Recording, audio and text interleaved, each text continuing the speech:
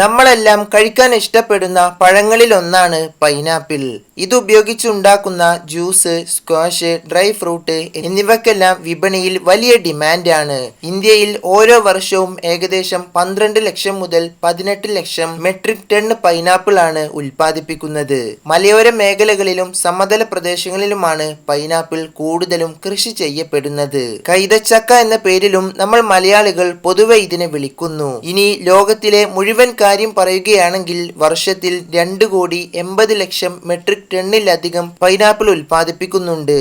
എന്നാൽ നമ്മുടെ നാട്ടിൽ ഈ ഫ്രൂട്ട് വെറും ജ്യൂസ്, സ്ക്വാഷ് എന്നിവക്കാണ് കൂടുതലും ഉപയോഗിക്കുന്നതെങ്കിൽ മറ്റു പല രാജ്യങ്ങളിലും ഈ പഴം ഉപയോഗിച്ച് പലതരം ഭക്ഷണ വിഭവങ്ങൾ നിർമ്മിക്കുന്നുണ്ട്.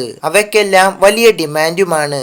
പല വികസിത രാജ്യങ്ങളും ഇന്ന് സ്വയം പൈനാപ്പിൾ കൃഷി ചെയ്യുന്നുണ്ട്. വിശാലമായ പ്രദേശങ്ങളിൽ ആധുനിക രീതിയിലാണ് ഇവിടെ കൃഷി ചെയ്യുന്നത്. കൃഷി ചെയ്യുന്ന പ്രദേശത്തെ മണ്ണ്, വെള്ളം, കാലാവസ്ഥ ഇതെല്ലാം കണക്കിലെടുത്താണ് പല നാടുകളിലും കൈതച്ചക്ക കൃഷി ചെയ്യുന്നത്. പൈനാപ്പിൾ ചെടികൾ നട്ടത് മുതൽ വിളവെടുപ്പിനായി 1.5 വർഷം മുതൽ 2 വർഷം വരെ സമയമെടുക്കും. ഇങ്ങനെ പറിച്ചെടുത്ത പൈനാപ്പിൾ നമ്മുടെ നാട്ടിൽ നേരെ പോകുന്നത് മാർക്കറ്റിലേക്കാണ്. എന്നാൽ പുറത്തുള്ള പല രാജ്യങ്ങളിലും ഇത് വിപണിയിൽ പോകുന്നതിന് മുമ്പ് ആദ്യം ഇവ വലിയ കണ്ടെയ്നറുകളിലാക്കി നേരെ ഫാക്ടറിയിലേക്ക് പോകുന്നു. ഇവിടെ വെച്ചാണ് പൈനാപ്പിൾ ഉപയോഗിച്ച് പലതരം വിഭവങ്ങളാക്കി മാറ്റുന്നത്. നന്നായി കഴുകി വൃത്തിയാക്കിയ പൈനാപ്പിൾ നേരെ പോകുന്നത് ഇവയുടെ തൊലി കളയാനും അതുപോലെ ഇതിന്റെ നടുവിലെ ആ കട്ടിയുള്ള ഭാഗം വേർതിരിക്കാനുമാണ്. ഇങ്ങനെ ഒഴിവാക്കുന്ന പൈനാപ്പിൾ തൊലി ഉപയോഗിച്ച് ഇന്ന് പല നാച്ചുറൽ വൈനുകളും വീനുകളും നിർമ്മിക്കുന്നുണ്ട്. ഏതായാലും ഇങ്ങനെ തൊലി കളയാൻ ജോലിക്കാർക്ക് ഒരുപാടധികം സമയം എടുക്കുന്നതിനാൽ തന്നെ ഇത് മുഴുവൻ ചെയ്യുന്നതും യന്ത്രങ്ങളാണ്. ഇങ്ങനെ തൊലി കളഞ്ഞ പൈനാപ്പിൾ ഉപയോഗിച്ച് ഏറ്റവും കൂടുതൽ ഉണ്ടാക്കുന്നത് ഇവ കട്ട് ഫ്രൂട്ട് ആക്കി റിയൽ ഫ്രൂട്ട് ആക്കി മാർക്കറ്റിലേക്ക് എത്തിക്കുക എന്നതാണ്. പൈനാപ്പിൾ കത്തി ഉപയോഗിച്ച് തൊലി കളയാൻ മടിയുള്ള ഒരു പണി ആയതിനാൽ തന്നെ ഇത്തരം റെഡിമെയ്ഡ് പൈനാപ്പിളുകൾക്ക് വിപണിയിൽ വലിയ ഡിമാൻഡാണ്. ഫാക്ടറിയിൽ ഇവ ഭംഗിയായി റൗണ്ട് ഷേപ്പിലോ അല്ലെങ്കിൽ ചെറിയ കഷ്ണങ്ങളോ ആക്കി മുറിക്കുന്നു. അതിനുശേഷം വായു കടക്കാത്ത ടിന്നുകളിൽ ഇവ നിറക്കുന്നു. നേരിയ തണുപ്പുള്ള ടെമ്പറേച്ചറിൽ ഇവ 3 മാസം വരെ ഫ്രഷ് ആയി തന്നെ ഇരിക്കുന്നതാണ്. അടുത്തതായി പൈനാപ്പിൾ കൊണ്ടുണ്ടാക്കുന്ന മറ്റു വിഭവങ്ങളാണ് ജ്യൂസ്, സ്ക്വാഷ്, ജാം. വലിയ മെഷീനുകൾ ഉപയോഗിച്ച് അരച്ചെടുത്ത പൈനാപ്പിളിന്റെ നീര് അതിന്റെ രുചി നഷ്ടപ്പെടുത്താതെ ചെറുതായി ചൂടാക്കി എടുക്കുന്നു.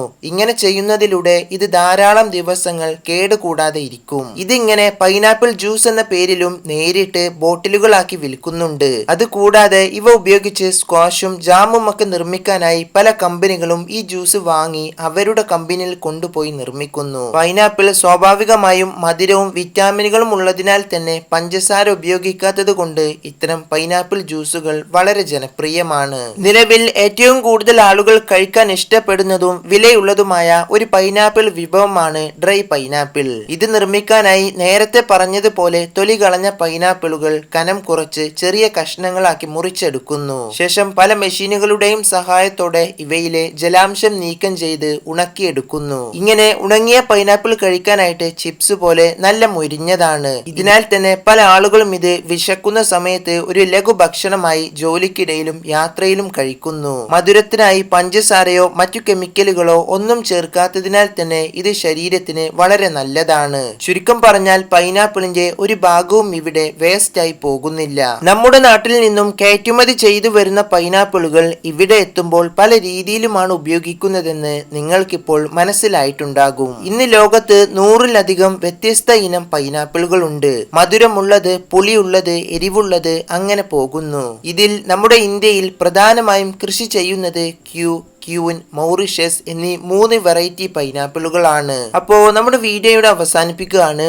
കോസ്റ്ററിക്ക, ഫിലിപ്പൈൻസ്, ഇന്തോനേഷ്യ ഇവരാണ് ലോകത്ത് ഏറ്റവും കൂടുതൽ പൈനാപ്പിൾ കൃഷി ചെയ്യുന്ന രാജ്യങ്ങൾ. അപ്പോൾ അടുത്തൊരു വീഡിയോയുമായി കാണാം.